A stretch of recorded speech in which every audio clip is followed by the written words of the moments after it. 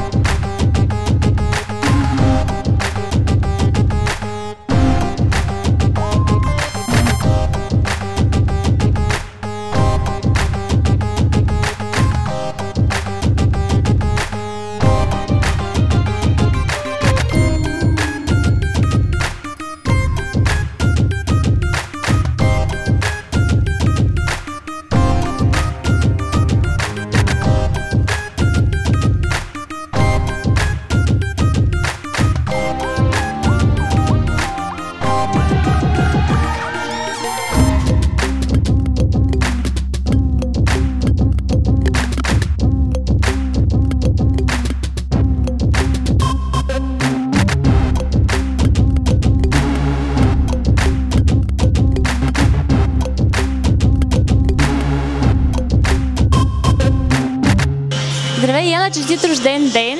Кажи ми, как се чувстваш да обиколена толкова твои приятели, близки, които са дошли да те поздравят? Здравей! Първо, много се радвам, че за втора година съм с вас на моя рожден ден.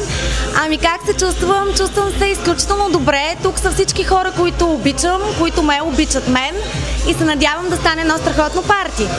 Какво си пожелаваш ти за този рожден ден? Какво искаш да се случи през тази година?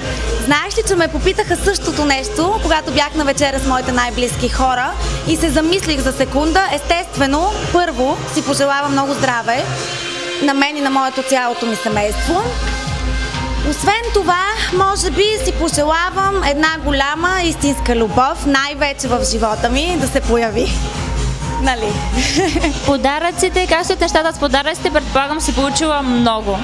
Наистина получих много подаръци, но не съм ги отворила все още и не знам какви са, но със сигурност са страхотни подаръци. С какво се занимаваш ти в момента? Аз знам, че учиш.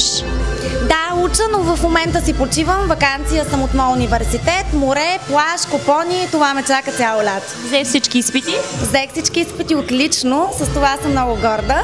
А ти какво учиш? Уча бизнес администрации в английски университет, както вече съм споменавала. И наистина много добре, че всички изпити са взети успешно. За бъдеще смяташ да останеш в България или мислиш да ходиш да живееш някъде в чужбина, може би? Да, мисля да ходя в Лондон да уча магистър там. Живот и здраве, надявам се до една година да бъда там. Добре, няма как да не те попитам и как стоят нещата с мъжете. Имаш ли си приятел в момента или си свободна? Ами сложно е в момента. Около мен по-скоро съм свободна. Да кажем, че сега за мен почва една нова година от днес. Днеска е моят рожден ден, почва една моя нова година. И да се надявам, че следващата година ще бъде много по-добра за напред, нали? За всичко около мен. Добре, много ти благодаря.